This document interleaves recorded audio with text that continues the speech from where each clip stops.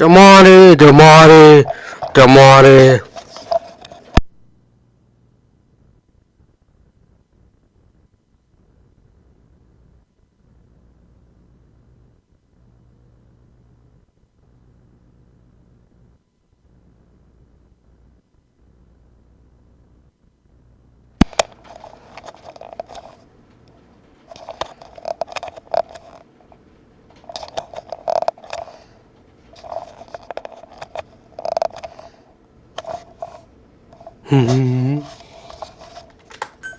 Boom, boom, boom.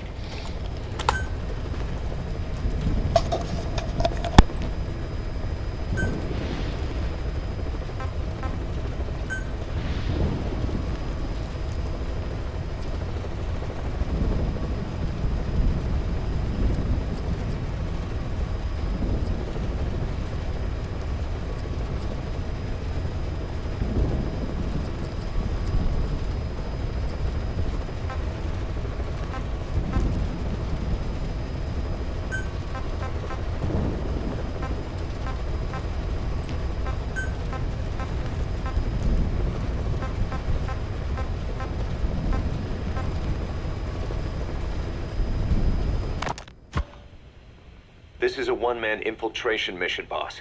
Equipment is the bare essentials. Anything else will be OSP. The target location is a prison camp on a U.S. military base. Those Marines have the place locked down tight.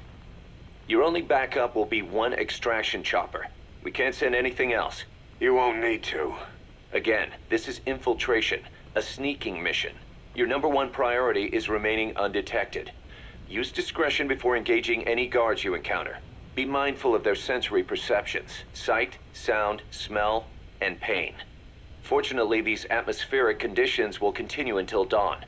That should provide you with some cover. At least the weather's on my side. Your mission objective is to rescue Chico and Paz. According to Chico, they're both being held at an old prison facility. Recon from the intel unit supports this, so it's safe to assume that's where they are.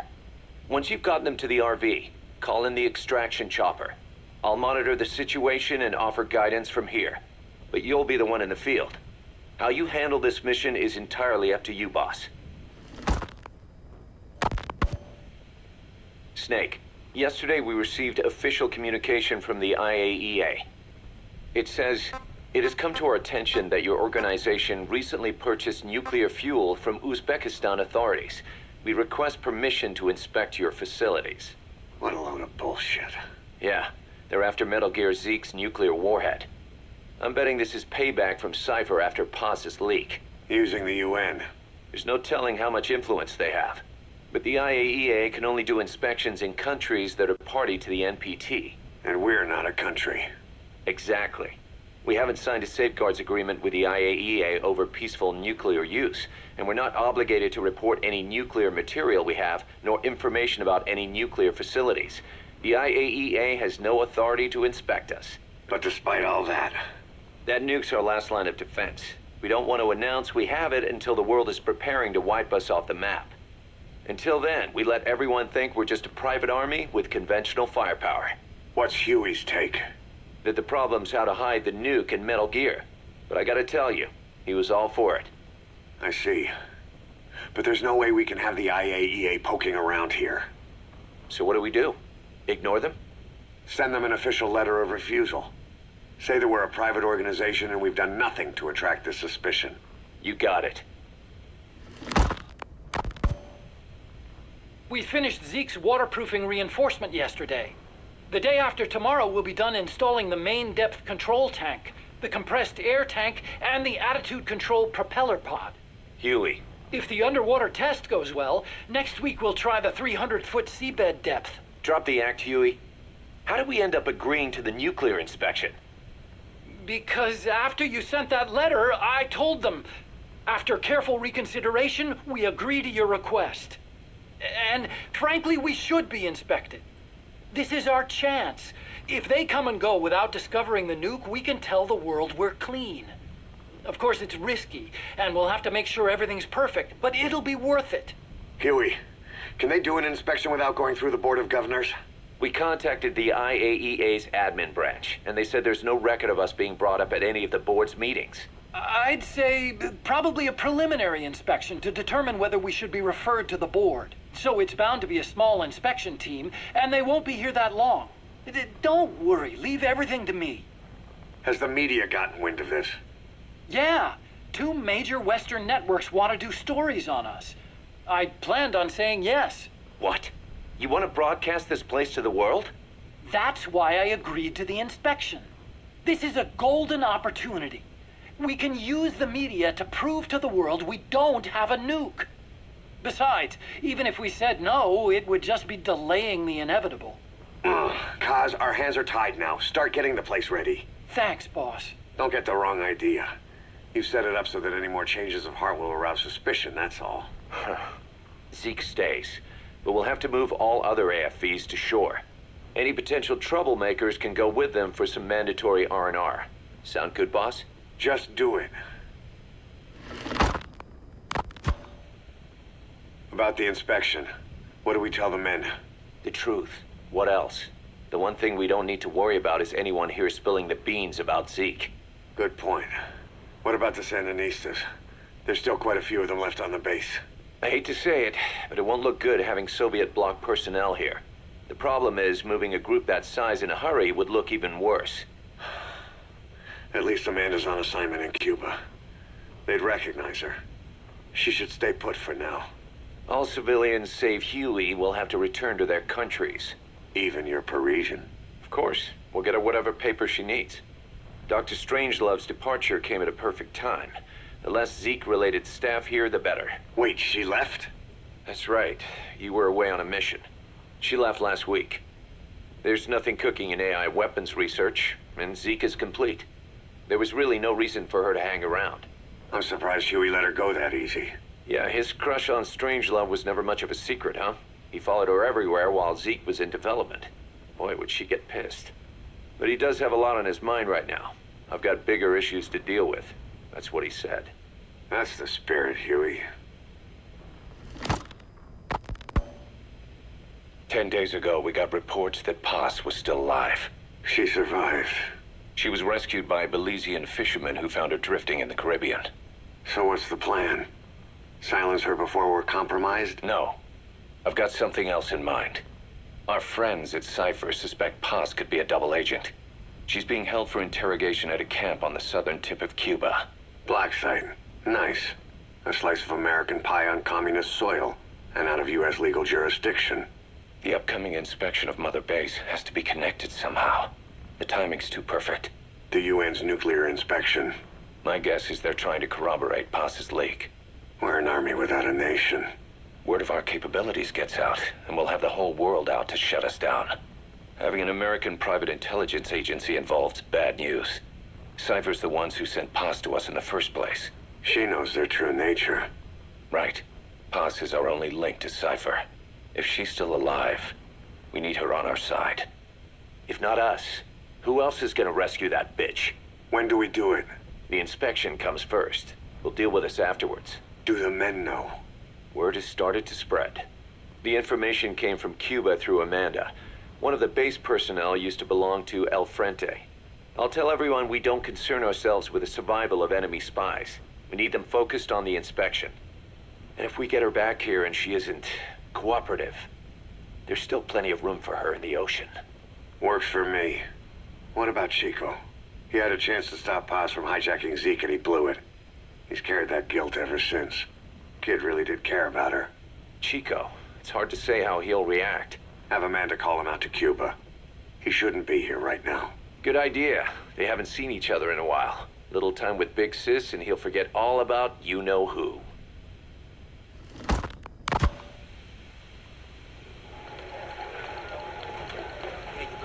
What? Still no sign of Chico? What's going on? It's Amanda in Cuba. Our resupply package arrived, but Chico wasn't with it. Relax, Amanda. I'm sure he's just exploring Havana or something. First time in the big city. Could have gotten carried away. Cos, wait. The boat Chico was on, did it stop anywhere before it got to Havana? Yeah, it had to refuel at Santiago de Cuba. You don't think... Oh, shit. You gotta be kidding me. He does this now? It's 60 miles from Santiago to the prison camp. Chico used to cross the mountains with the older Sandinistas like it was nothing. He'll make that in 3 days. Still, even if he does find his way there. You know how reckless he can be. Chico thinks we've abandoned Paz. That's why he's doing this. We'll start by having the intel detachment in Cuba look for him. We can't let him be captured. There's some cages to the east of a big building. East an old grassy facility. That's where we are. Help me, Snake. It's a setup. We have no choice. Yeah, if Chico talks, he could blow the new cover up. We can't hold off until the inspection's over. When can we be ready? It'll take at least 16 hours to confirm the flight path and prep a bird. The intel unit has started reconning the area. Sounds like I'll have to miss the inspection. Boss, we'll just have to send someone else to get them out. No. I'll go. Yeah, Chico and Paz would only take orders from you anyway. We can't go taking on those Marines at the base head on. It's gotta be off the radar, and it's gotta be you. Hold down the fort, Cos. Snake, you can forget about civil liberties where you're headed. God only knows what they'd do to you if you got caught. Do not let that happen.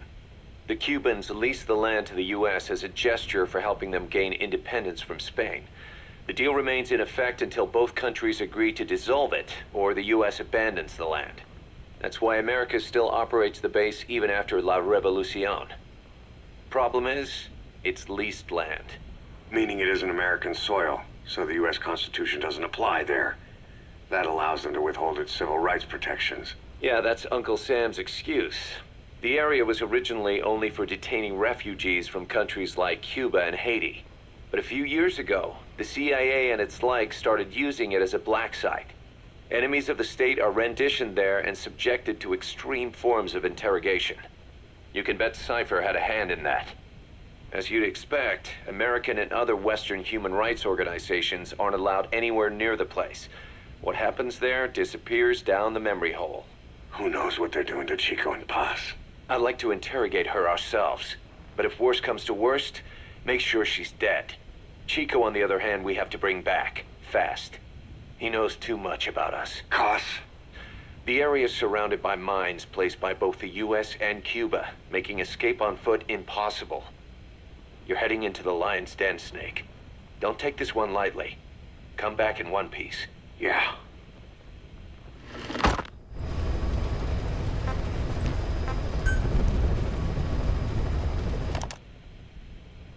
I heard about Paz's tapes. Yeah. Why do you think she'd leave him behind? And that diary? Whatever it was, her commitment was wavering. That much is clear. So she was leaving clues to help us. No way to know for sure. And the ocean's not giving her back. November 4th, 1974. At the outskirts of Barranquilla, Colombia. Contact with Big Boss successful. Zadornov posed as my professor, but Big Boss took one look and knew he was KGB. However, he does not seem to suspect me. To him, I am just a peace-loving student, and another victim of the CIA. We asked him to drive the CIA out of Costa Rica. To him, this means betraying his country. His forces are smaller than anticipated. They drift from place to place with nowhere to call home. That provided us an opportunity, so we seized it. Zadornov offered them a plant off the Costa Rican coast to use as a base.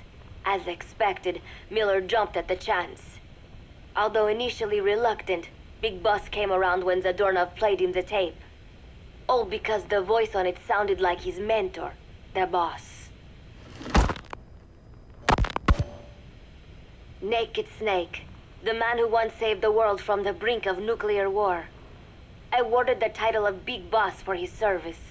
He later became a mercenary, abandoning both his title and his country. To him, that honor was steeped in the blood of the boss, the mentor he was forced to eliminate. Exceptionally charismatic, he possesses unparalleled combat and intelligence-gathering abilities. His only discernible weakness is Her. This operation hinges on how effectively we can exploit that.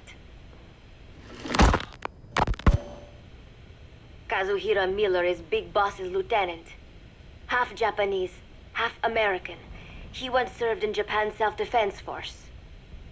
Though he and Snake first met as enemies, they discovered a common bond and together built their private army, with Miller directing business and administrative affairs.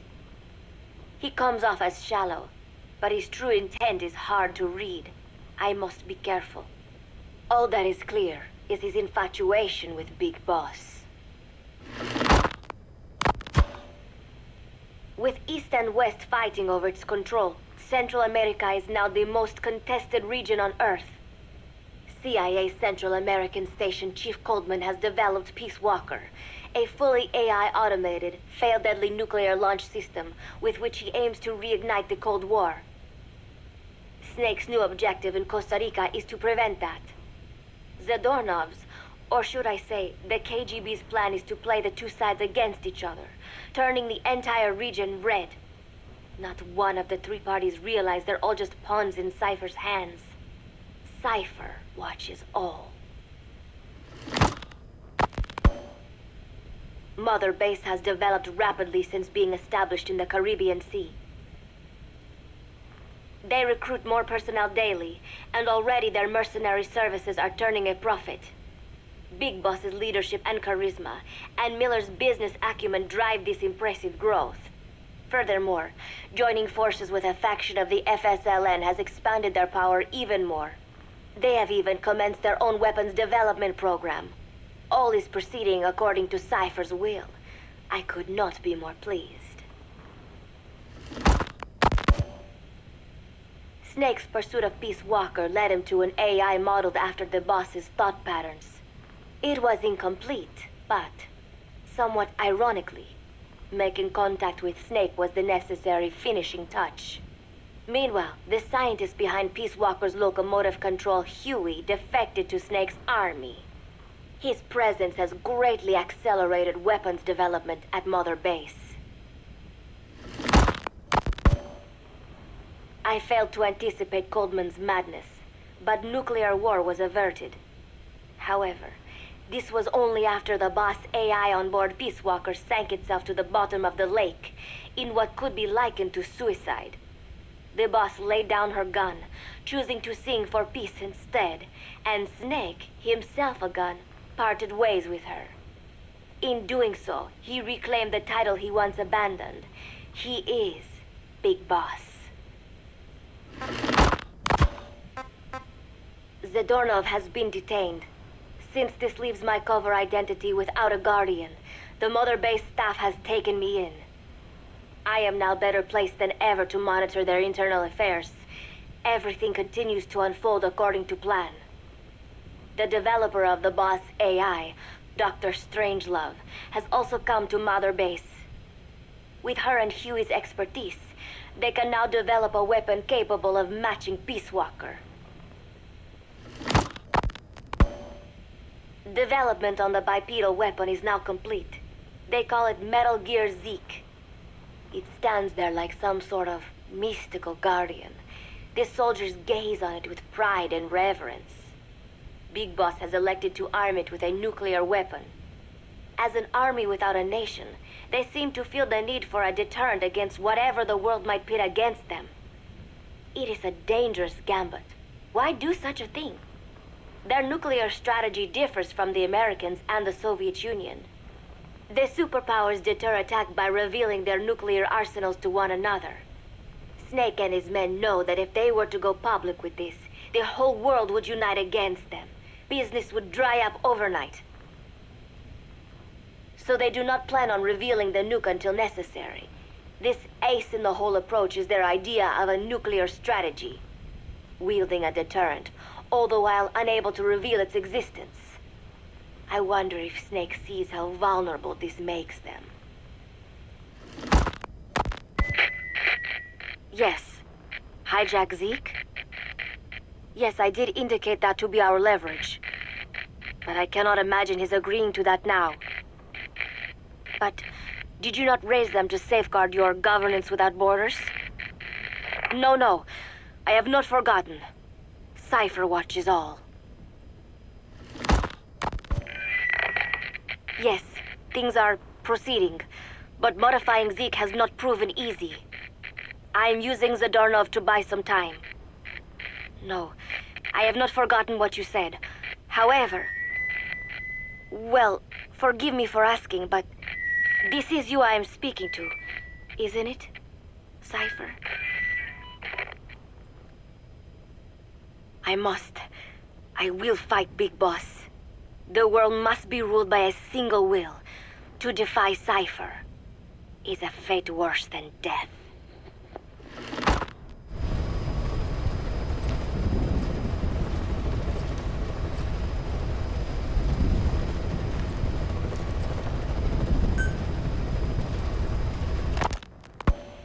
As of today, I will be living here at Mother Base.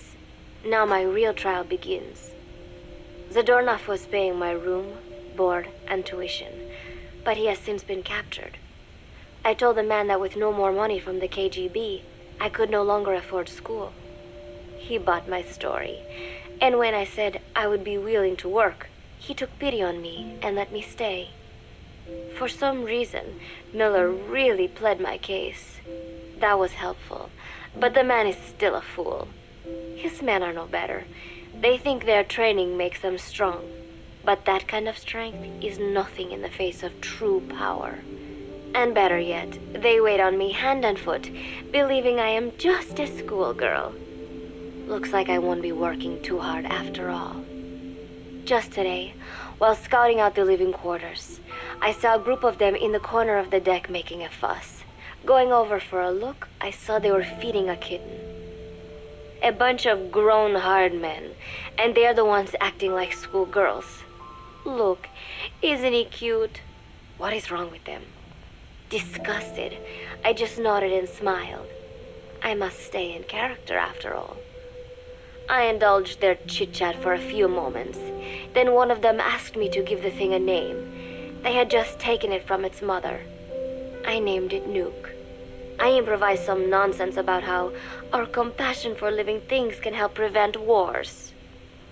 The men gave me a little fish. I held it out in my palm and the kitten happily ate it up. What a pathetic, feeble creature. It sickens me. Today, Chico invited me to go fishing with the soldiers. I suppose finding one's own food does have its merit, but I prefer not to be involved in such a degrading task. And their prattling on about fishing being fun is nonsense. I'm not here to find playmates. Nevertheless, distasteful as it was, I went along in order to maintain my cover. Chico thrust a fishing pole into my hands, and we went up onto the deck where several soldiers had gathered. They welcomed us warmly. With so few women aboard Mother Base, I'm treated like a princess. No one suspects I am neither a teenager nor a student. It was nice and sunny, with a gentle breeze and waves. As I cast my line and waited for a bite, the soldiers began to ask me all sorts of questions. As always, I answered according to our predefined scenario, feigning a smile. As I sat there feeding them lies, the fish began to bite, and the soldiers began to focus on their prey. Chico had his bait stolen by a fish, and got so angry that he stood up and nearly fell into the sea. Everybody laughed. It almost made me want to join in too. At some point, I got a bite myself. The instant after I felt that first gentle tug, the fish yanked the line with astonishing strength, and I let out a cry of surprise. I thought he was going to be huge. It was my first time fishing, and I was a bit flustered, so the soldier beside me helped by supporting the pole from behind. "Reel it in," they shouted. I nodded, turning the handle as fast as I could. I wondered what kind of fish lived below the surface, and thought back to the deep sea dives I had to do as part of training. Those were difficult days, but I remember finding the multicolored fish gliding through the water incredibly soothing. After a hard fight, I pulled it up. To my surprise, it wasn't even half a vara, Rather anticlimactic. But I wasn't doing it for fun, so I wasn't the least bit disappointed. Nuke was hovering nearby with an expectant look on his face, so I gave the fish to him. All in all, a thoroughly wasted day. Preparations are coming along nicely. No one suspects me of being the one to let Zadarnov out of his cell. Today, Amanda and I taught Cecile how to make gallo pinto. It is a simple home-cooked dish consisting of black frijoles mixed with arroz. It is well known throughout Central America, not just in Costa Rica, so it is no surprise that a Nica like Amanda would be good at making it. But I was raised in the States from a very young age, and can hardly even remember my mother's gallo pinto. Having to make chit-chat with that clueless bird lover and this so-called revolutionary was excruciating. And, clueless or not, I will need to be especially careful around Cecile, the one who actually recorded that tape. Thankfully, Miller and his men seem to believe I mistook the tape I found for one my friend made. In any case, one can never be too careful. Anyway, the three of us minced garlic and herbs, then cooked them in a pot with frijoles we'd soaked overnight. While waiting for them to cook, we sautéed onions and arroz in a frying pan. Cecile worked the frying pan according to Amanda's directions, but seemed a bit glum. She does have a knack for cooking, though. She is French, after all. We added water to the pan and watched the arroz begin to steam. While we waited, Amanda shared memories of her mother with us. They had been separated because of Simosa, but the taste of her mother's cooking was still fresh in her mind. When the frijoles were ready, we drained the water, stir-frying them with the rest of the vegetables. Quite a complicated process for home cooking. Nonetheless, it kept them occupied. The longer we sat and talked, the greater the chance of my arousing their suspicions. With women, it is not enough to just bat your eyelashes and giggle. It takes a lot of effort to divert attention. When the arroz was done cooking, we folded it into the frijoles and added salsa, stirring the mixture as it simmered. At this point, for some reason, the conversation turned to romance. Why does it have to be that way whenever women get together and chat? Cecile fancies herself to be well-versed in such matters, and gave Amanda all sorts of advice. It was harmless enough, until, to my irritation, she began pestering me whether there was anybody I liked. Not right now, I said, trying to dodge the question. But she pressed on. It's Snake, isn't it? I gritted my teeth and played it coy. Maybe. Cecile nodded and giggled. He is pretty sexy, isn't he? What a ditz. It's all I can manage to just survive. The thought of romance has never once crossed my mind. I have no interest in that kind of man. Soon enough, a rich aroma began to fill the room. The gallo pinto was ready. Nuke came over and rubbed up against our legs, looking for a handout. Unfortunately, it was not the kind of food a cat would like. We let a few of the soldiers have a bite, and then headed off to the mess hall. The home-cooked flavor we'd achieved was a big hit with the men of MSF. Not that we are trying to impress them or anything. Even I could manage a dish like that. Snake enjoyed it too. Let me make this absolutely clear. I have no interest in that man. Football, or soccer as it is known in the States, is extremely popular here. It has not caught on yet in the US, but it has legions of rabid fans all across Latin America.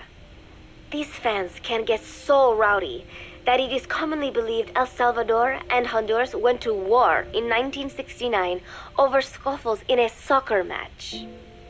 In reality, tensions between the two countries were already high. The match was merely one of the sparks that set them off. But these people are so passionate about this sport that the story seems plausible. Predictably, many of the soldiers here are fans. They have apparently divided themselves into Costa Rican and Nicaraguan teams and started playing each other. To play, you need a ball and 2 goals. The R&D team built and set up simple goals on the deck. I had absolutely no interest, but Chico insisted that I come and watch. It was not a proper match by any means.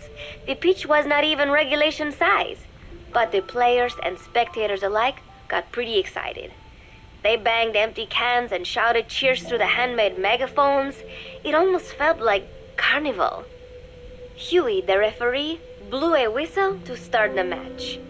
The soldiers' training has left them in excellent physical shape, but they lacked the honed skills of professionals and their play was quite rough. Midway through, one of the men collided with another. They started shouting at one another, but Huey stepped in. "I thought we had forsaken our countries, become one with the earth," he said, quoting Snake. "We're not competing for national pride here, and we are not fighting for the good of any one country. This is not a war. Soccer is a peaceful sport, am I right?" The soldiers nodded. They know the pain of war, and they share Snake's vision. Perhaps that is why all this resonates with them. Team Costa Rica was down a man, and somehow I was picked to fill in.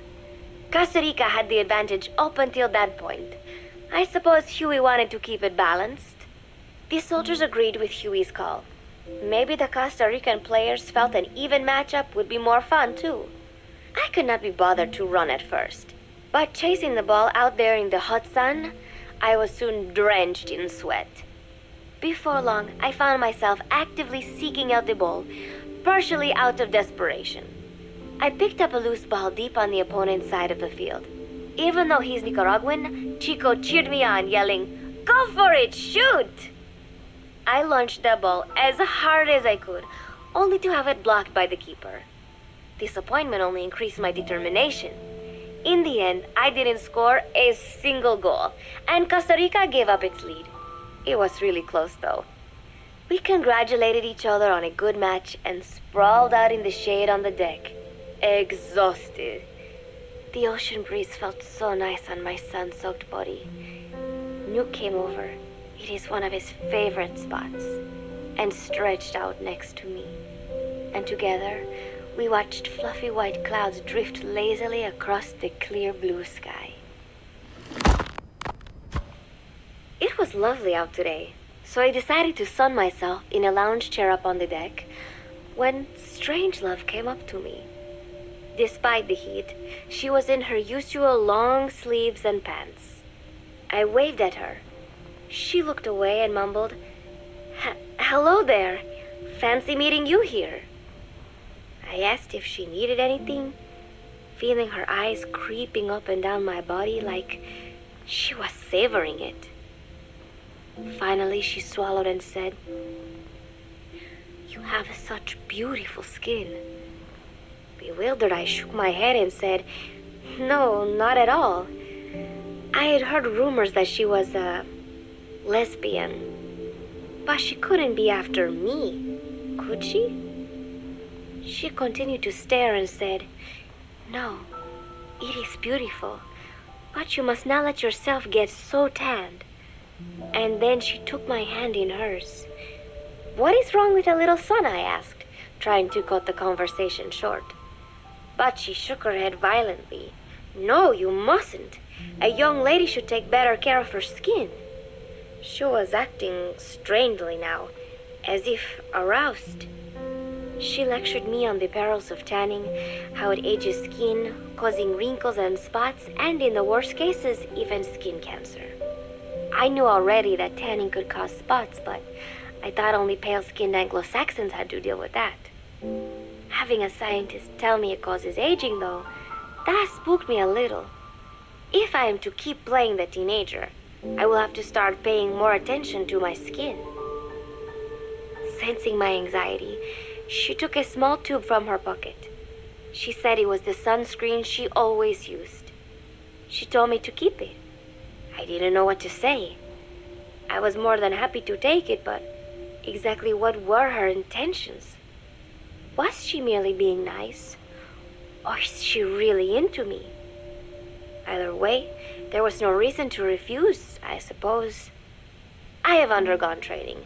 An out-of-shape woman does not pose any real threat to me. Having power means not being afraid. It is the same on a global scale. A country with nukes can dictate terms to a country without them. I thanked her and took the tube. Then she offered to put some on for me. She squirted some lotion onto her fingers and began rolling it into my chest. It happened so suddenly, and I was so taken aback that I did not even think to protest. She caressed my stomach with her long white fingers, then slid them upwards between my bikini-clad breasts. What? Wait, I sputtered as her moist eyes met mine. She was beautiful. Somehow, I found myself captivated by this woman more than 10 years my elder. Hold still, she whispered in my ear. I nodded silently, unable to refuse. My body went limp, motionless, as if in a trance. Gently, carefully, she rubbed the lotion all over my entire body. I shouldn't have enjoyed it, and yet I could not help myself. For a moment, I was spellbound. That woman is dangerous. I had better watch myself. Protecting one's health is an important part of any agent's job. But despite my best efforts, I have caught a cold. Now that I think about it, Mother Base's numbers are on the rise, with soldiers coming from all different places and backgrounds. It is no wonder then that sooner or later someone would bring in a virus. That said, what I have got is just a common cold. The medical team said I'd need a few days rest, so I've been restricted to my room and put on bed rest. I thought I'd gotten used to not having anyone around to relate to, but at times like these, being alone is just miserable. All I could do is lay there and stroke Nook's back, trying to take my mind off how bad I felt. Nook just sat there, not making a sound. But I did have visitors. Amanda and Chico, Huey, Cecile, Miller, and a few of the soldiers I've become relatively close to.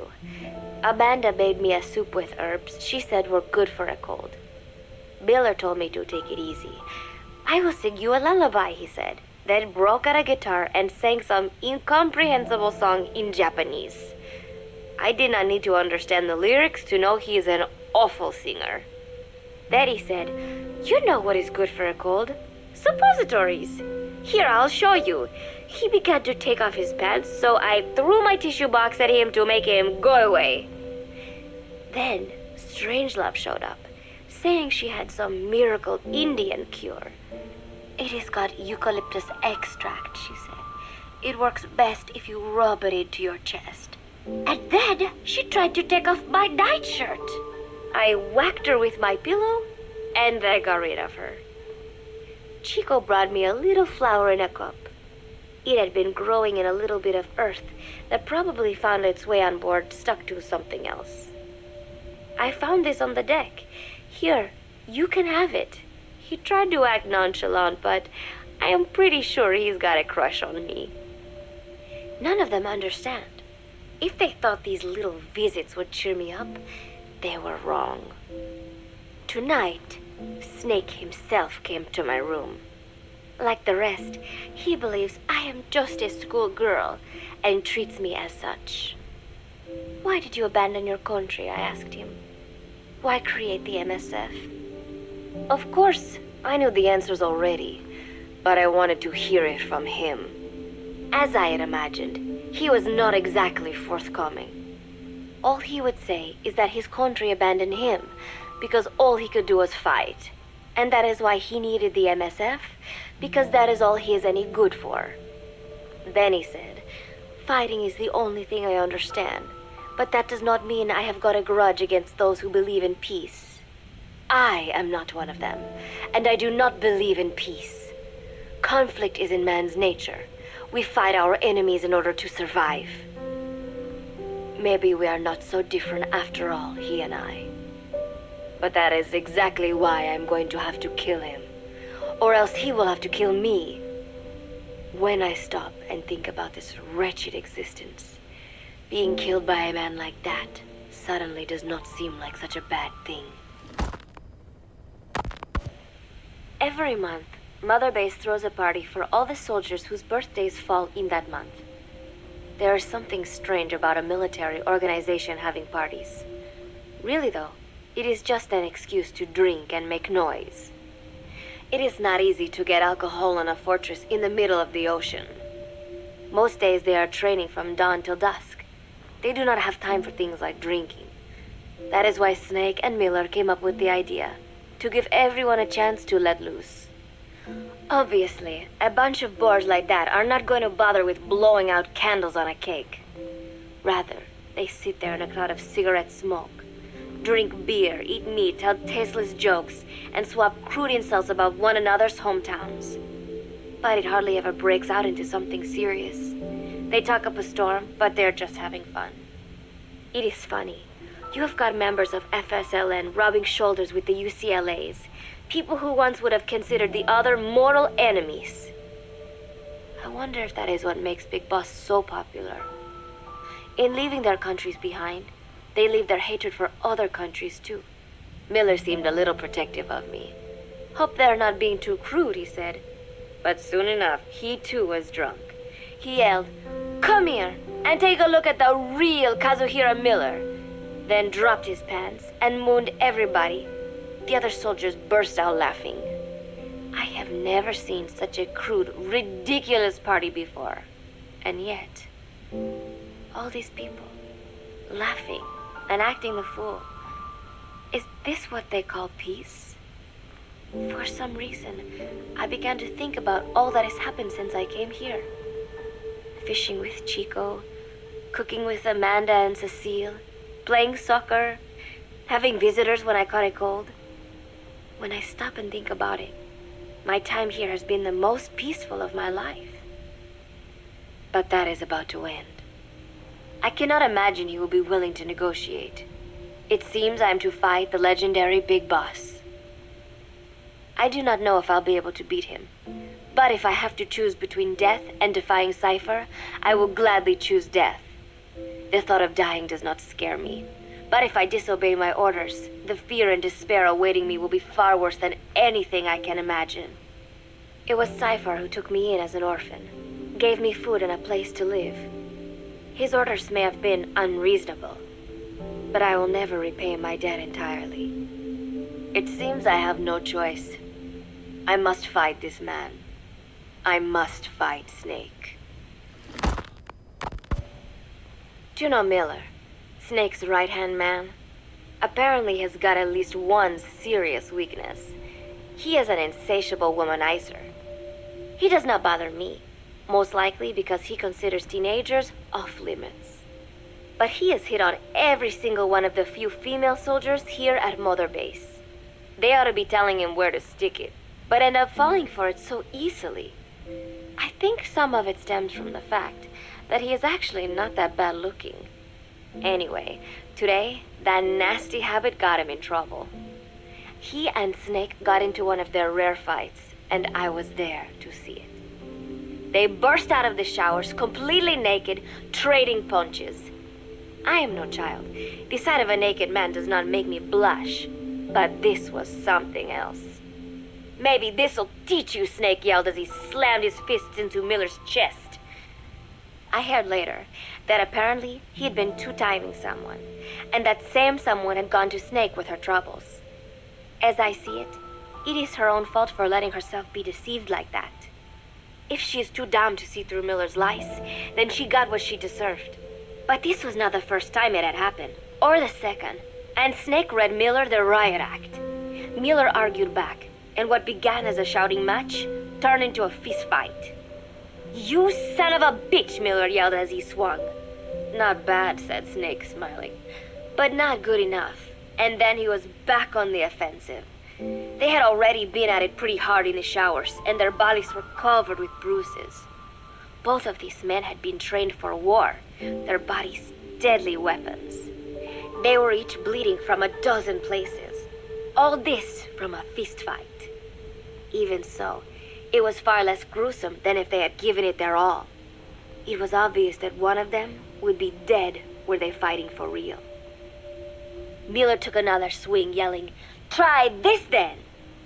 Snake parried, then responded in kind. But I could tell he was not aiming for anything vital. "You are one tough bastard, boss," Miller muttered. A smile crept across his face as he caught his breath. And then they went right on fighting. Blood and sweat flew off their glistening bodies. It was combat without hatred or hostile intent. I had never seen violence like this before. And yet, it was more than just a friendly tussle. They were utilizing every technique they knew. It was not a sporting match. They were not playing by the rules. How could they keep this up? At last, the two men tired themselves out, and the bizarre scene came to an end. They looked at each other's battered bodies, and then burst out laughing, embracing and congratulating each other on a good fight. It all seemed so idiotic. I still cannot fathom such behavior. But somehow, I got the sense that for all his womanizing, Miller really only trusted one person, and that was Snake. There was no way I could ever come between the two of them. And at that thought, I began to feel as if I had lost. All of Mother Base is preparing for a festival. Since Snake and his soldiers spend so much time fighting, they are setting aside one day a year for peace and relaxation. I do not know all the details, but apparently that is what Snake and Miller decided. These soldiers love the idea, of course. There is so little fun to be had here that everybody looks forward to events like these. That is all well and good, but somehow I got roped into getting on stage. "Come on, we even both have peace in our name," said Miller. "And Zadarnov, that old Ruski's name, has something to do with peace too, right? Hey, as long as we're having a day of peace, we ought to get an act together. The Three-Piece Band."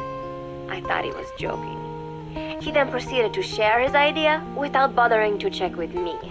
And now, I am slated to sing. Apparently, he had heard me on the deck one day, and since then he's wanted to form a band. Everybody's looking forward to it, so there is no way for me to back out now. I've never done anything like this, but it does feel kind of nice to know that people are looking forward to it. I mean, it cannot be any worse than Miller's singing, but modifications to Zeke are already finalized, and I must complete my mission. Betray Cypher now, and I will face a fate far worse than death. Still, there's no need to put things in motion just yet. What difference would it make to just wait a little while longer? A whole day of peace. The mission can wait until after that. Can it not? I know I am only delaying the inevitable. When the day comes, one of us will have to die. Snake or me. But still, if I could just come up with some way to stall Cypher, at least until our day of peace. When did I start having thoughts like this? My cover is blown. They know nothing of Cypher or my true objective, but they know I am a spy. There is no more time left. I must act now. I must complete my mission. How did it come to this? All I wanted was 3 more days. Just 3. Miller's already finished writing the song. It is called Love Deterrent. It is about a girl who cannot express her true feelings. I have been practicing. I am no pro, but I was pretty sure I would do a decent job. And now this. Cypher found out that Zeke was complete. He must have someone inside Mother Base besides me, spinning his tightly wound web of control, leaving no room for individual will. Typical. When they found out Zeke was complete, I was ordered to execute the operation immediately. If I was going to enjoy just one day of peace, I had to ensure the plan could not move forward. I tried to sabotage Zeke. I thought by damaging the drive system, they would have no choice but to delay their plans. I waited until midnight, and then snuck into the hangar. There would be trouble if it looked like sabotage. I selected one of the drive system's load-bearing parts and carefully worked to warp its shape. The leg's drive system requires a high degree of precision to operate. Even the smallest deviation would have done it. Then, Chico walked in. Maybe it was one of those nights where he could not sleep. In any case, he saw me, panicked, and took off running. It would have been easy to kill him, but I could not. I know he likes me. It is not as if I would ever have an interest in a child like him, but I could not pull the trigger. Not at him, not in the back. Will he tell them? Or is there a chance he will keep it a secret? Protect me? No. He knows now. Knows I am not who he thought I was. He ran without even questioning what I was doing. There is no chance he does not know. And soon, all I have built here will end. And if Cypher has another agent among them, if he finds out I tried to sabotage Zeke, this place will no longer be my heaven. Then it is settled. I make my move now. Chico walked in before my sabotage was complete, so Zeke should still be operational. It might not run at full speed or power, but I do not have time to fix that. Without Zeke, I do not have a chance in hell of winning. I must act fast before Chico sounds the alarm. I knew it would come to this. I just did not think it would be so soon. It is time, Zeke. Metal Gear Zeke. Activate.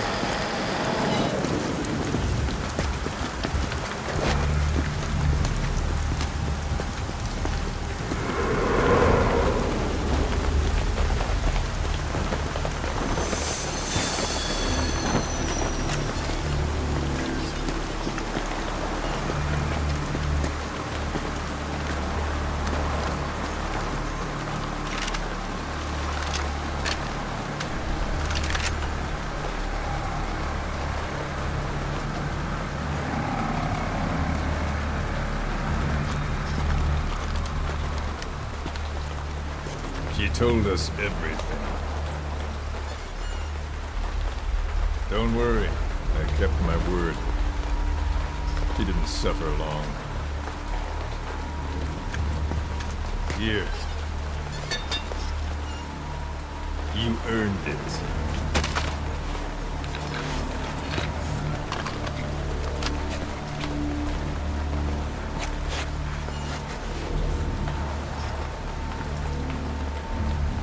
How's it feel to play the traitor?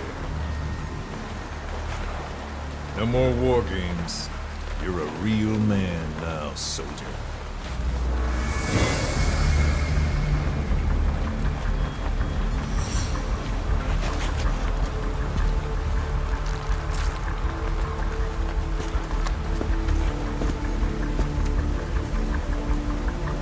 Give my regards to your boss when you get home.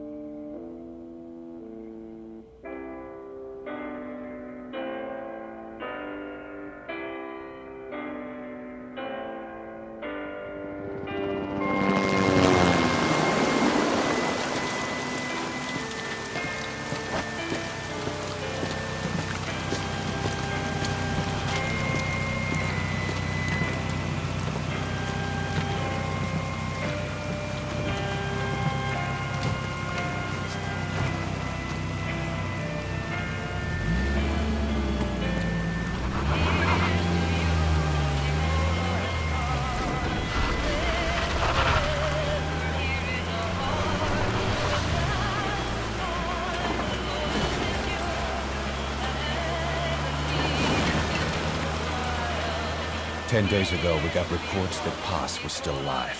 She survived. She was rescued by a Belizean fisherman who found her drifting in the Caribbean. So what's the plan? Silence her before we're compromised? No. I've got something else in mind. Our friends at Cypher suspect Paz could be a double agent. She's being held for interrogation at a camp on the southern tip of Cuba. Black site. Nice. A slice of American pie on communist soil, and out of U.S. legal jurisdiction. The upcoming inspection of Mother Base has to be connected somehow. The timing's too perfect. The UN's nuclear inspection. My guess is they're trying to corroborate Paz's leak. We're an army without a nation. Word of our capabilities gets out, and we'll have the whole world out to shut us down.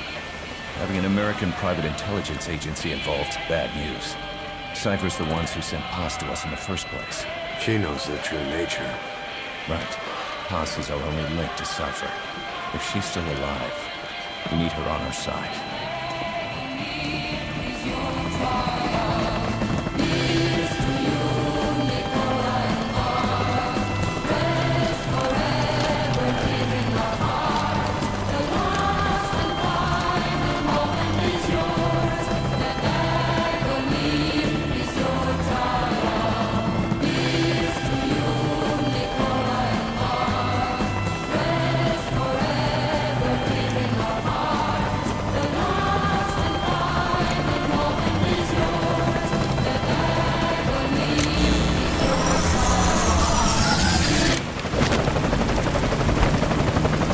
Trojan horse is in!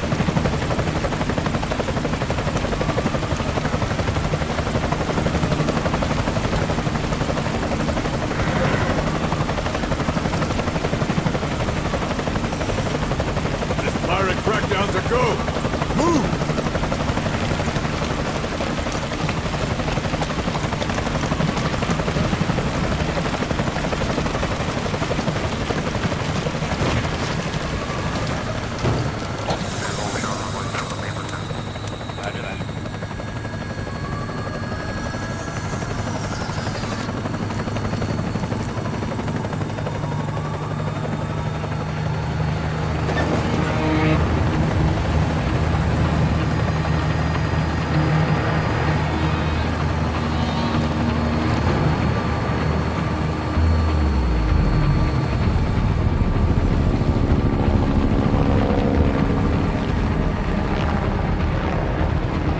So who's the other target?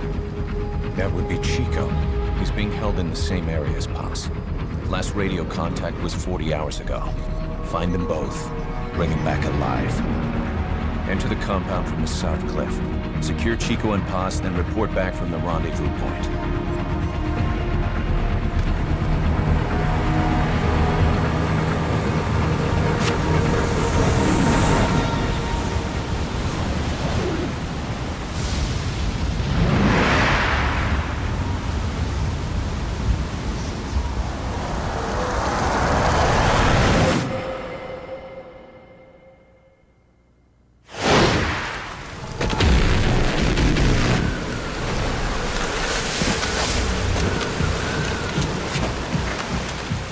We'll send a chopper from across the Cuban border. You should be back at Mother Base in time for lunch. You'll probably just miss our guests. The only catch is you go in solo. The politically sensitive nature of the mission means backup is not an option. Fine. I like some alone time now and then.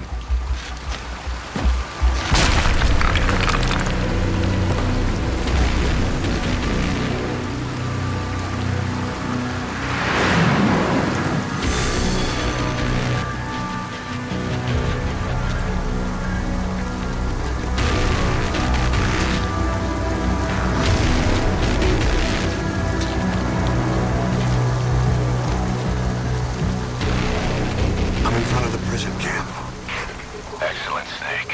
Age hasn't slowed you down one bit.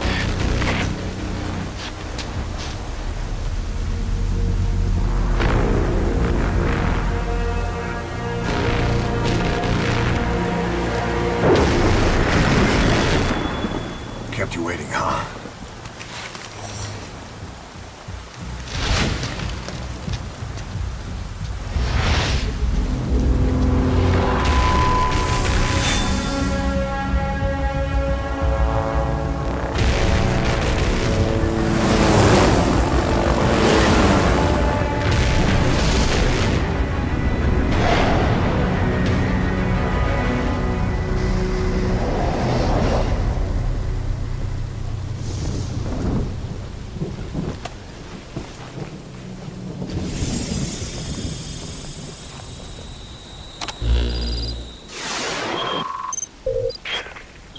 Paz are being held in an old, unused part of the compound. Get inside and head northeast.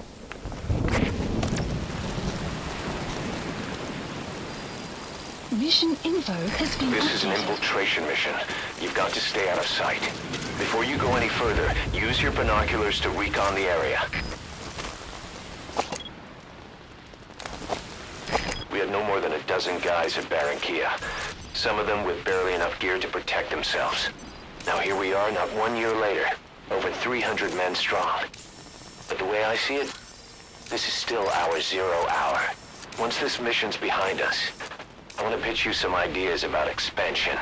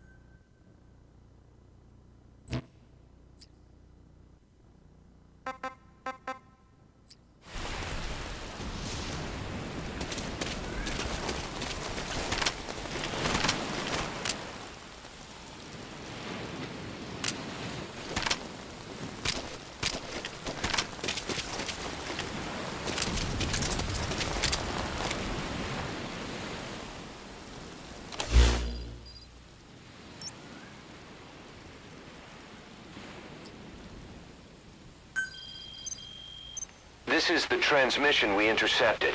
Chico's call for help. Snake, it's Chico. I need your help. Cypher's holding me on a U.S. military base in Cuba.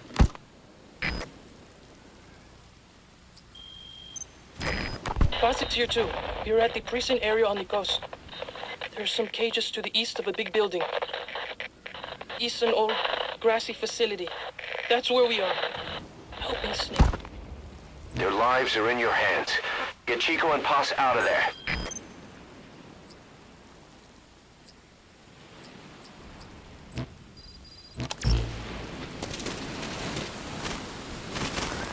If you ready your weapon while crawling, you can move horizontally left or right. If you do that holding the dash button, you'll move faster.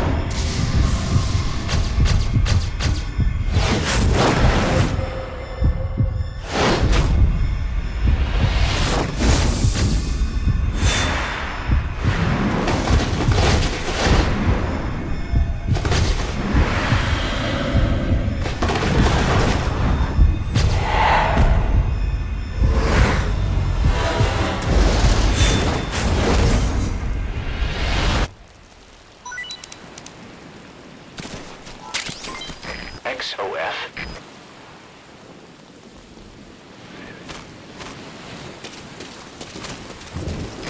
Keep low. You can check the controls on the pause screen.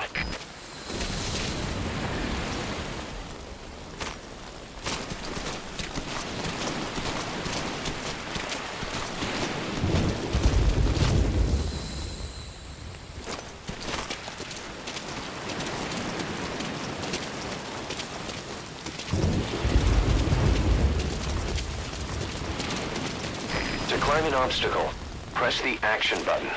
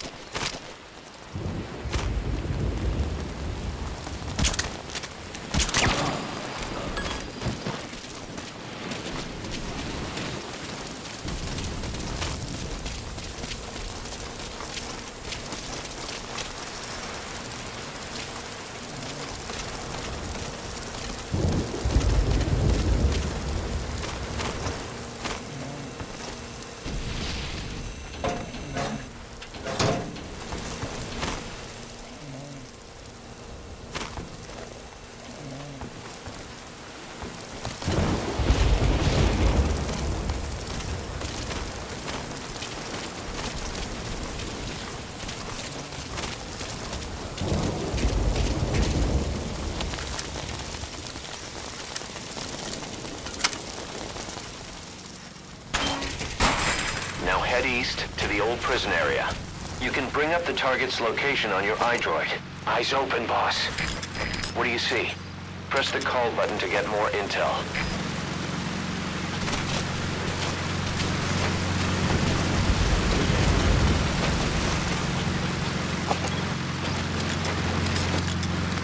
Take a good look at the enemy through your binoculars, and you can mark him. Marked enemies can be sensed when nearby, even if there's a wall between you and them. But it only works if you stop and take the time to focus your attention. This helps you maintain situational awareness. Try it.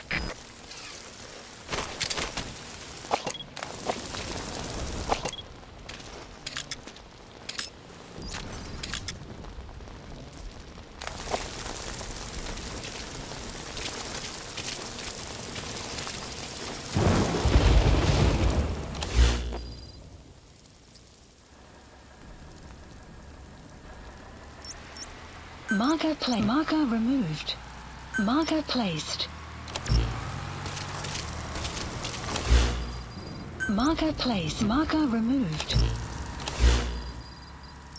Marker placed. Marker placed.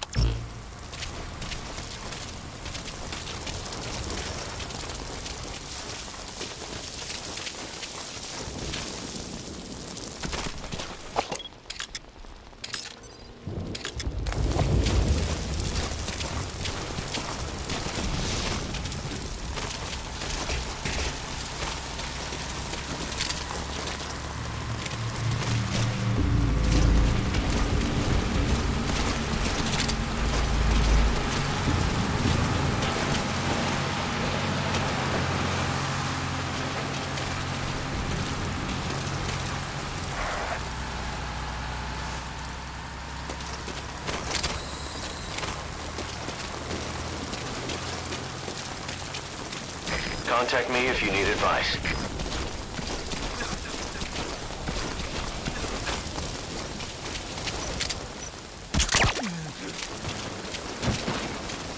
You should move the bodies of enemies somewhere out of sight.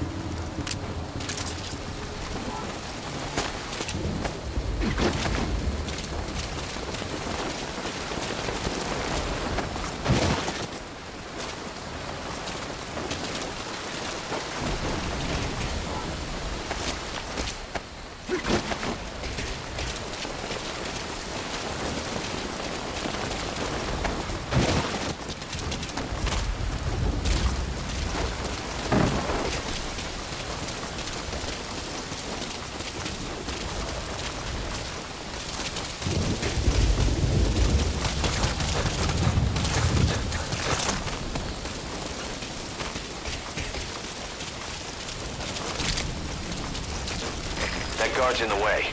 You'll either have to go around or deal with him. If you're going to eliminate him, use a gun.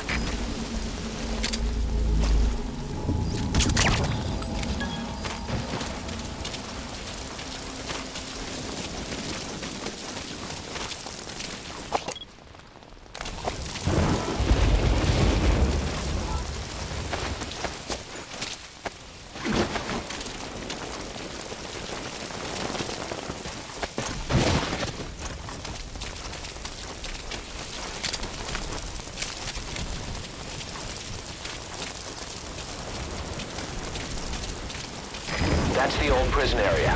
The targets are there.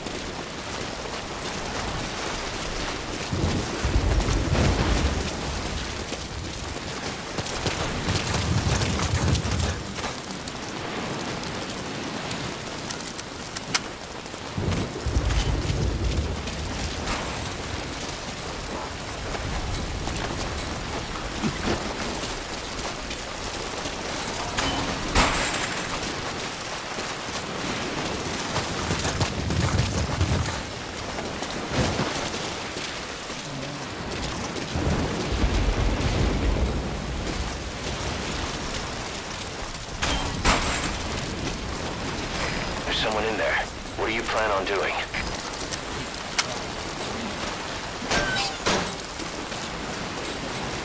You can pull him out too if you want. Just don't forget the targets.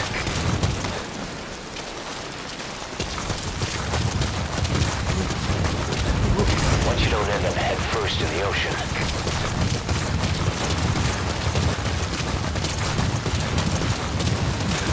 What the hell are you? This can't be. It's not enough.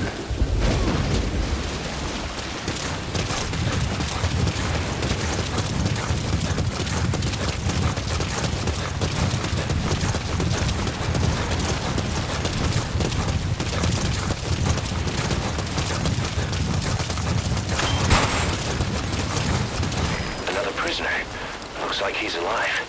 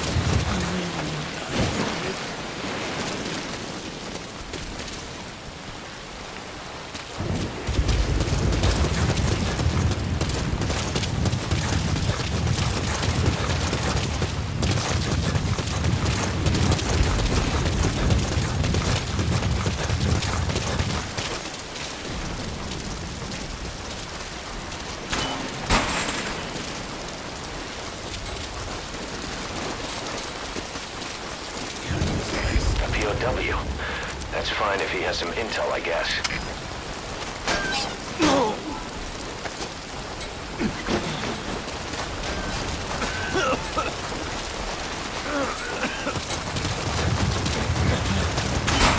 It hurts. It hurts all over.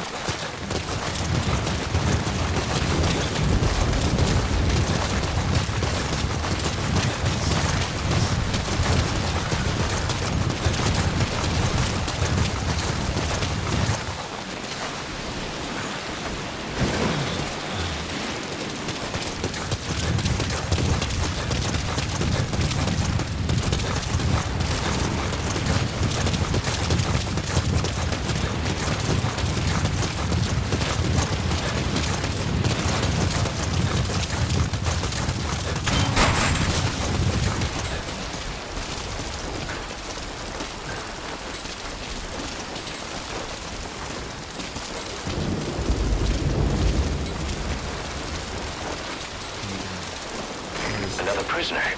Looks like he's alive.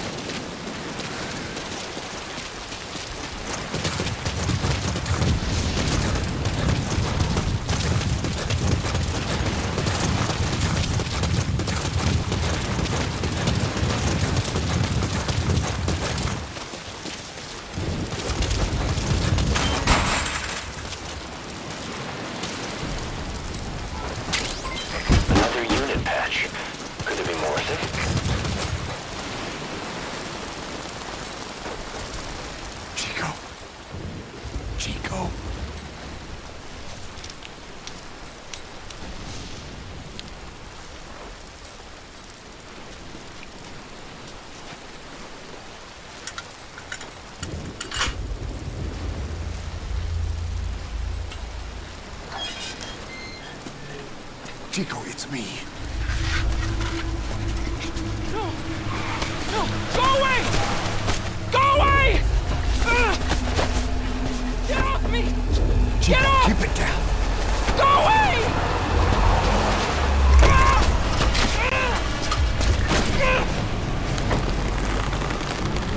Chico, calm down. Calm down. Don't fight it.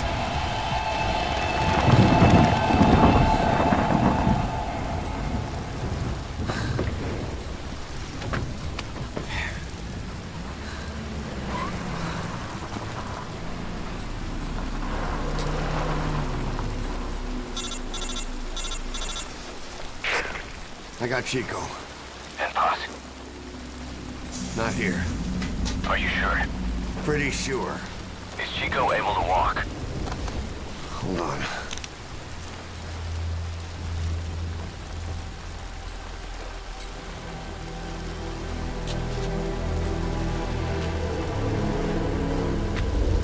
Not gonna happen. You'll have to carry him out then. Okay, boss, change your plans. Haul Chico over to the rendezvous point. We'll get Paz's whereabouts out of him once he's calmed down.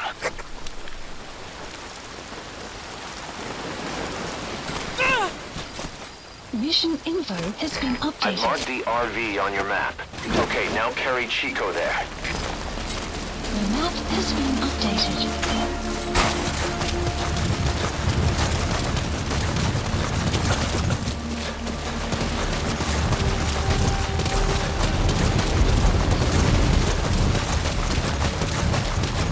The RV's just a little further. Great. You reached the RV. Put the target down for a minute. How's he doing?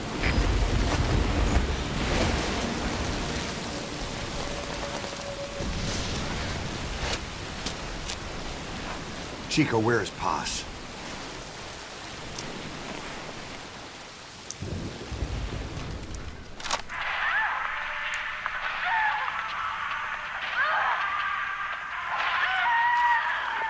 She's dead. When was this recorded? She's dead.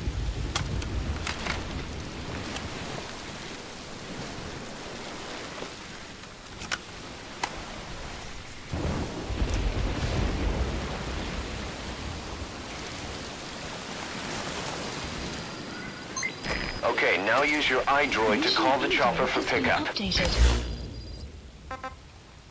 Please select a landing zone. Landing zone confirmed. Roger that chopper request. It's headed your way now.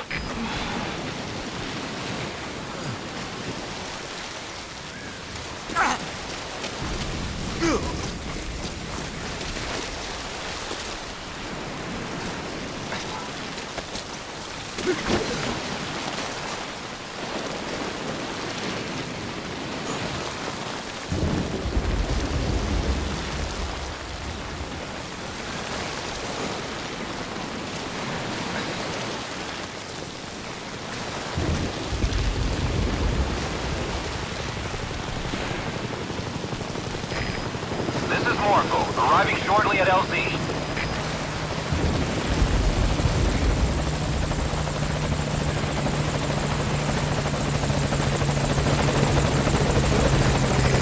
This is Morpho, on station at LZ.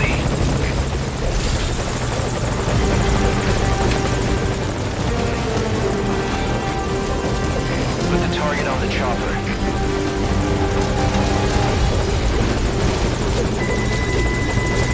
Okay, target is in. What's wrong, boss? Mission abort?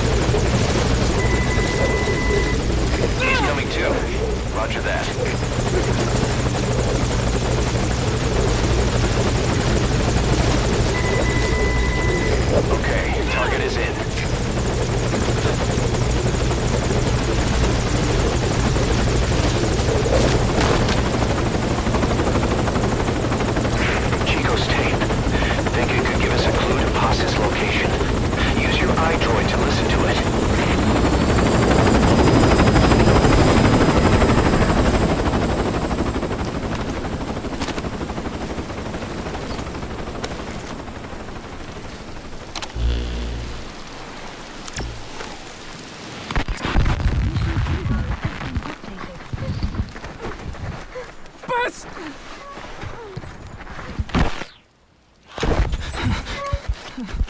On your feet. Okay. Chico was taken out of his cage. Did he leave the tape recording while he was being moved? Paz might be up ahead.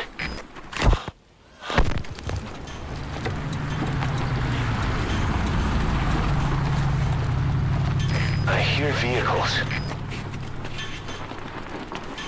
And a flag.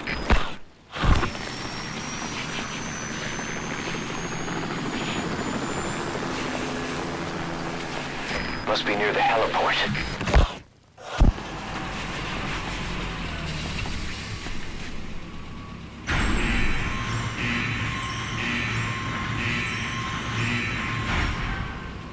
A gate.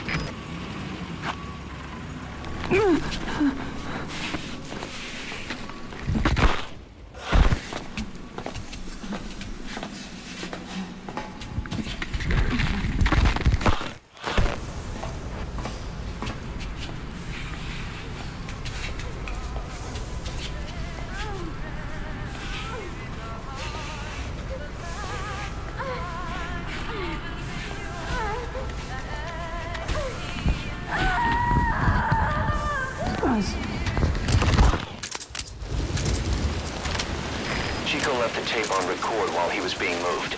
Try using what you hear to find Paz. If you're still not sure, listen to the tape again.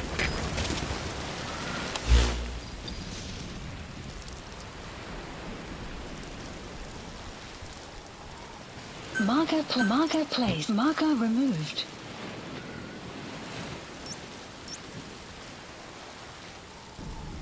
Marker placed.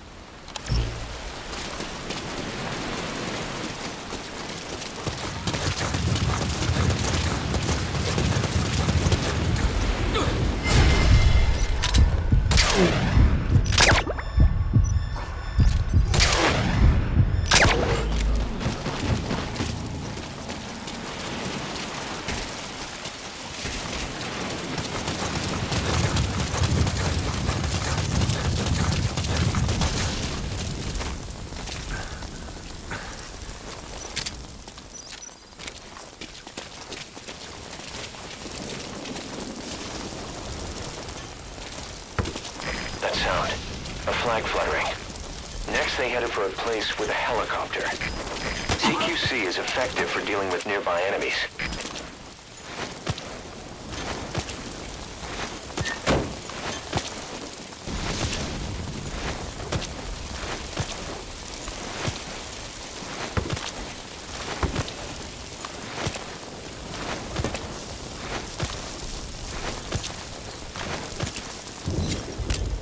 Speak.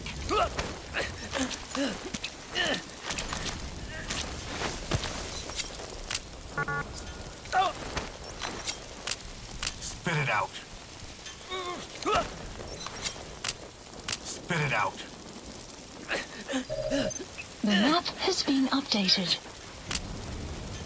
Spit it out.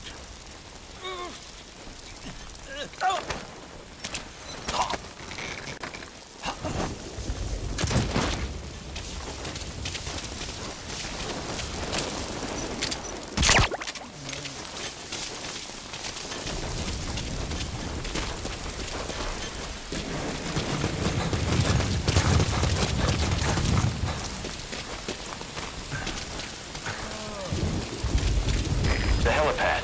That matches Chico's tape.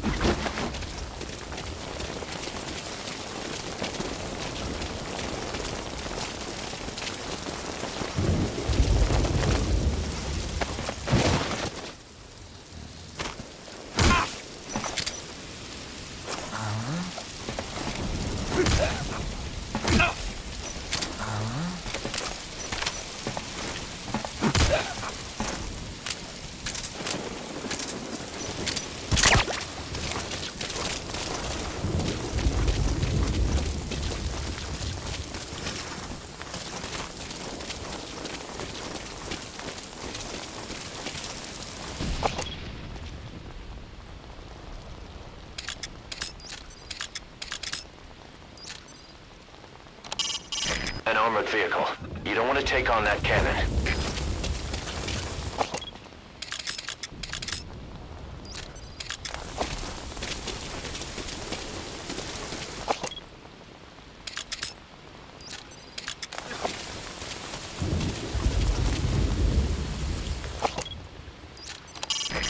Is that for storage or something? Its feed is being monitored at their CP. If you take it out, you can bet guys would come running from inside.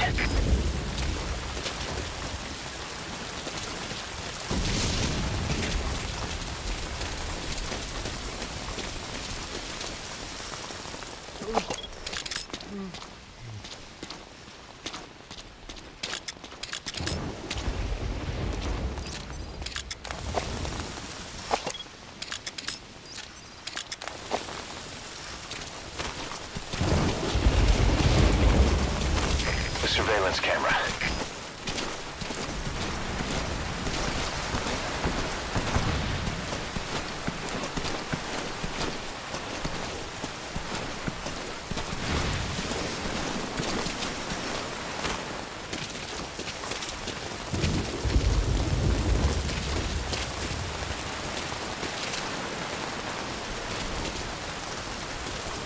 The drainage channel. You might be able to crawl in there.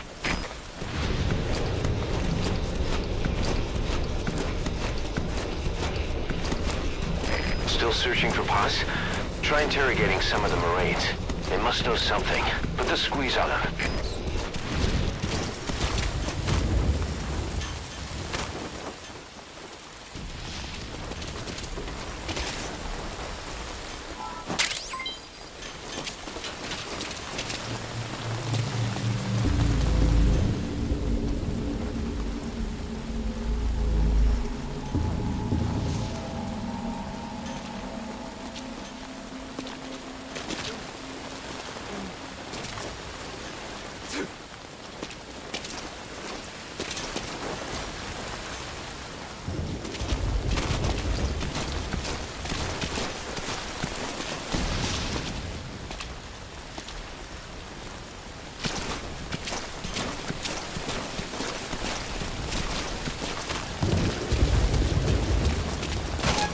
That's the admin building.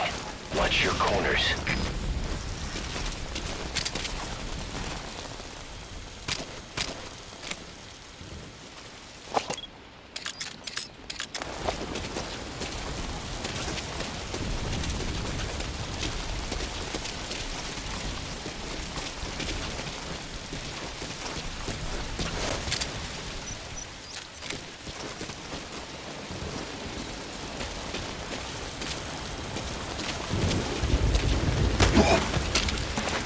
You can now either interrogate him, knock him out, or kill him. His life is in your hands. Speak.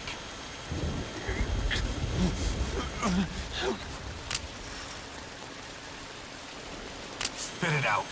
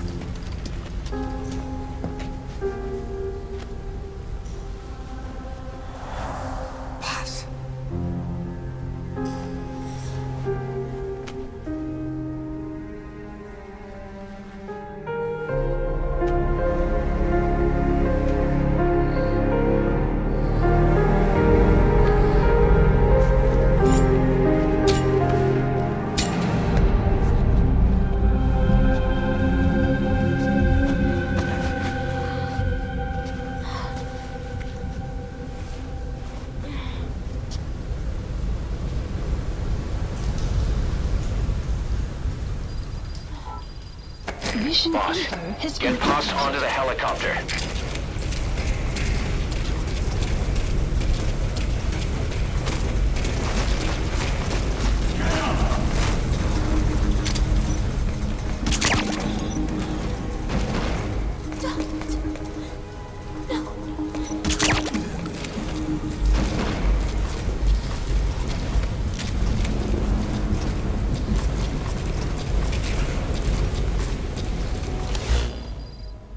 Marker removed.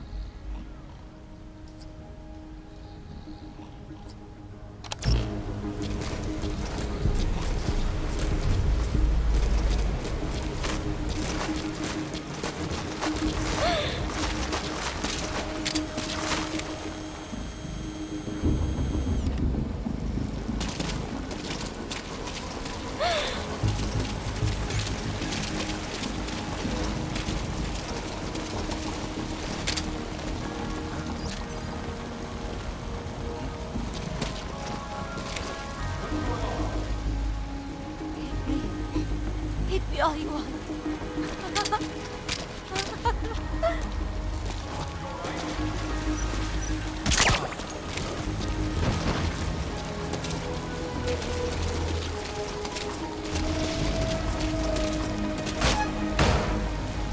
Go ahead and call the chopper. Keep an eye out for nearby enemies. They could try to shoot down the chopper.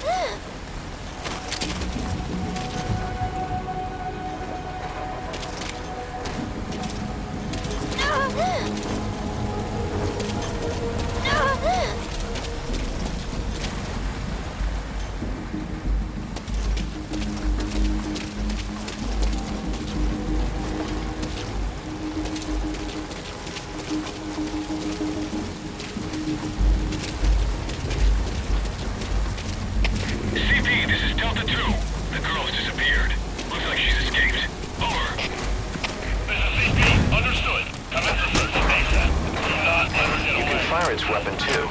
Check the paw screen for details. They've discovered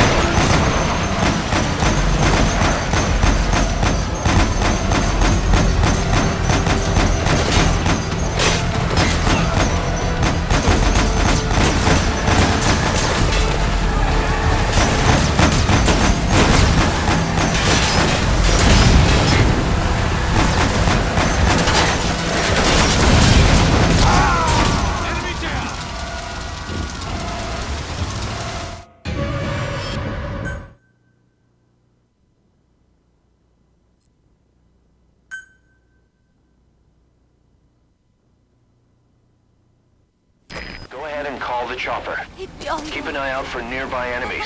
They could try to shoot down the chopper.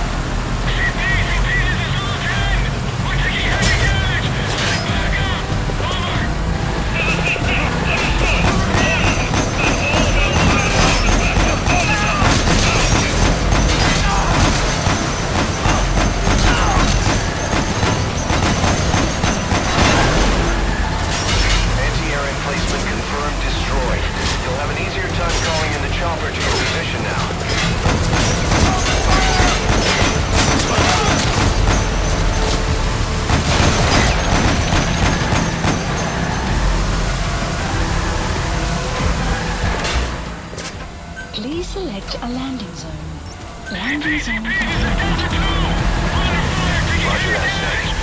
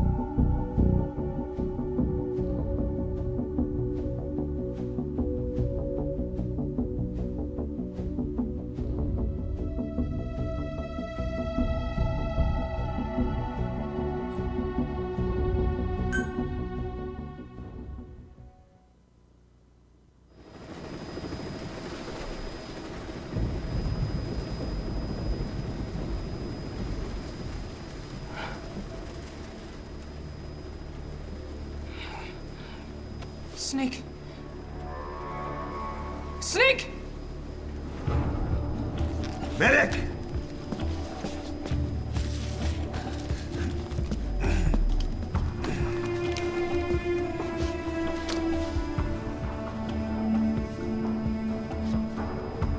She's rigged. Damn it, we were set up! We gotta get it out. No time for anesthetic. We have to open her now. Hold her down. Hold her down!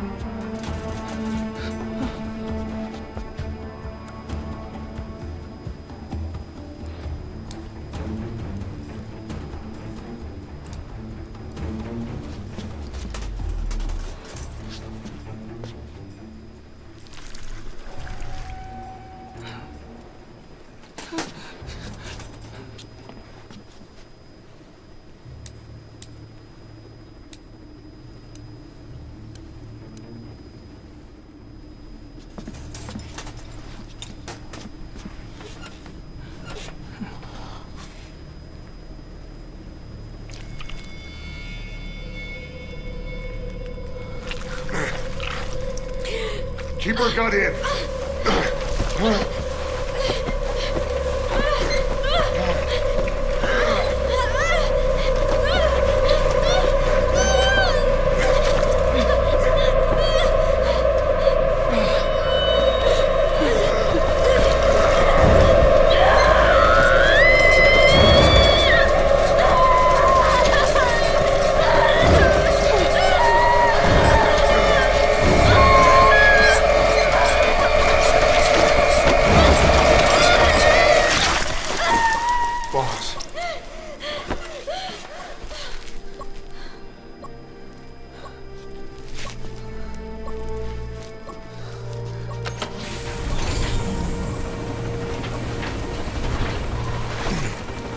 stable, no active bleeding. She's clean, I'm closing her up. Hold her steady. It's gotta be a continuous suture. Control tower, this is Morpho 1. All hummingbirds are on the wing. We'll shake hands, then head back to the cage. Boss, you got a call. Boss, can you hear me? What's up, Huey? Our guests are right on time. Document destruction and hangar decontamination are complete. AFVs have been stowed away, and Zeke's on the seafloor along with a nuke. Everyone's got their story straight. The guided tour will be wrapped up by the time you get home. Make me proud.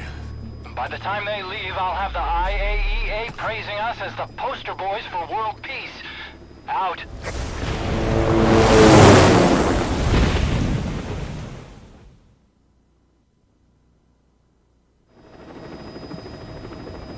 Tower, this is Morpho 1. 2, you copy. Can't get through. The link seems fine, but...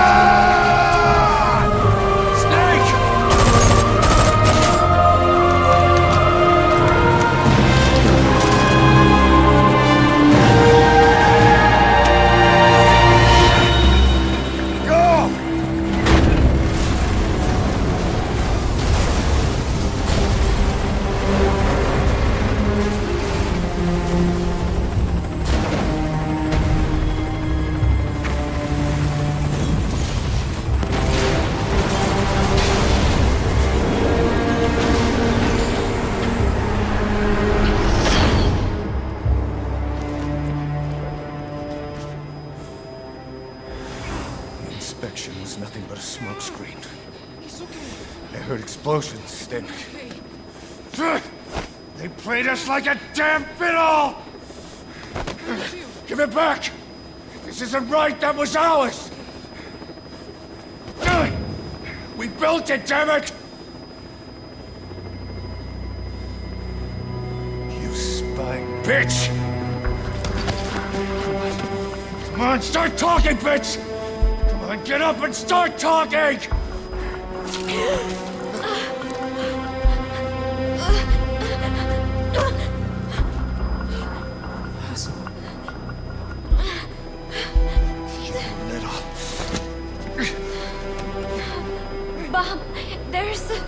right, we got it out.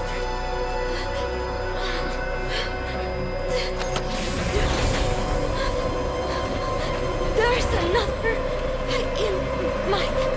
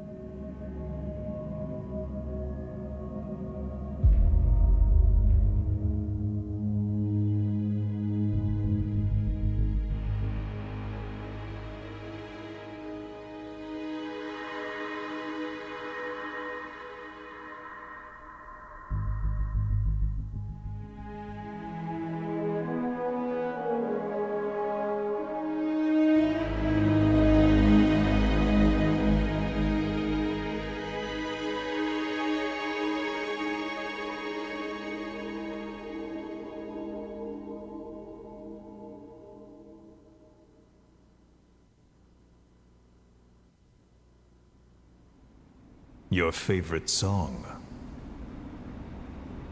Nicola, Bart, immigrants wrongly executed. But their deaths served as a message to others. That ours is a society that murders the innocent. Do you too believe your sacrifice will change the world?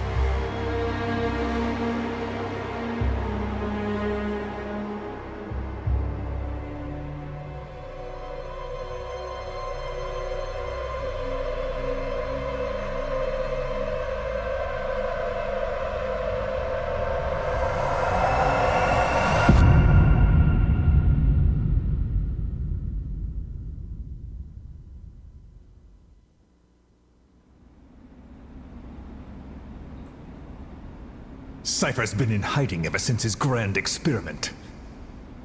No one's seen him in years. All we hear are orders delivered by proxy.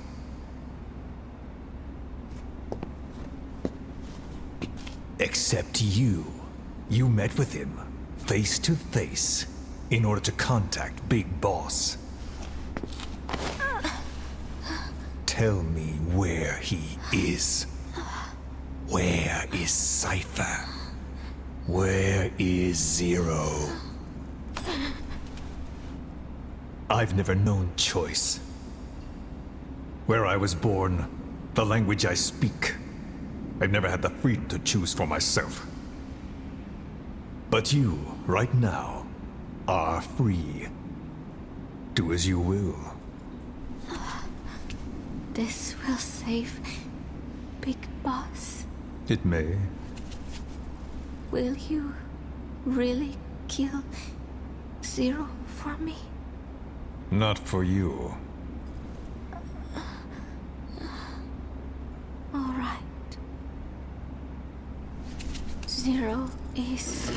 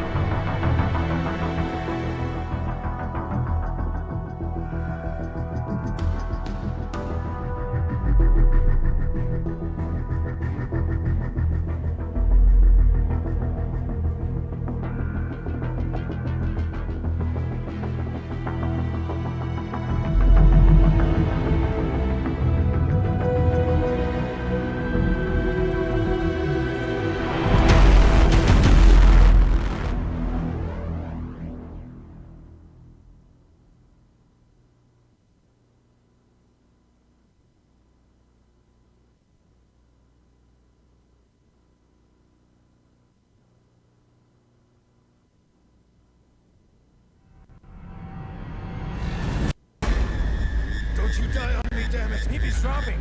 Intubate now! Clear!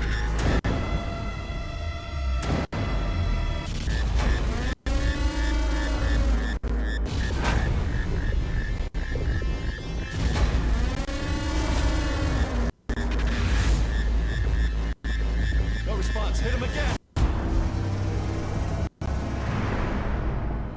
Clear!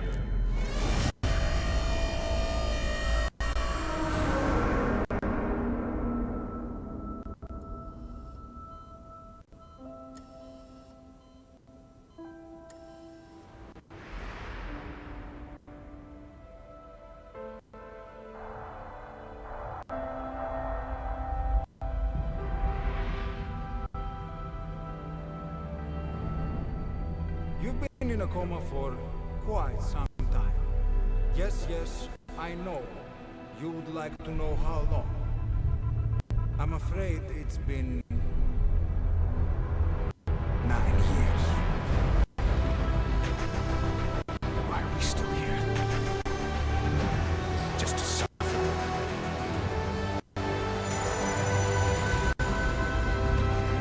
The body I've lost.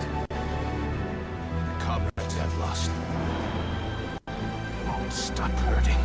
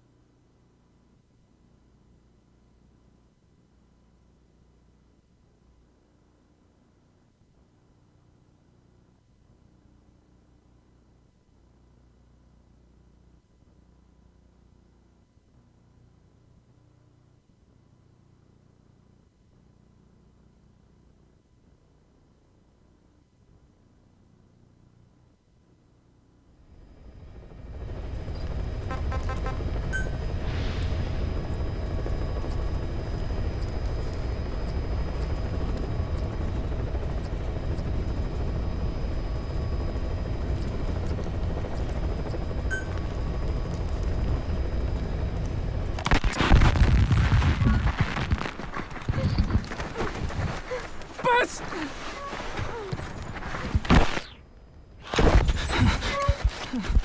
On your feet. Okay.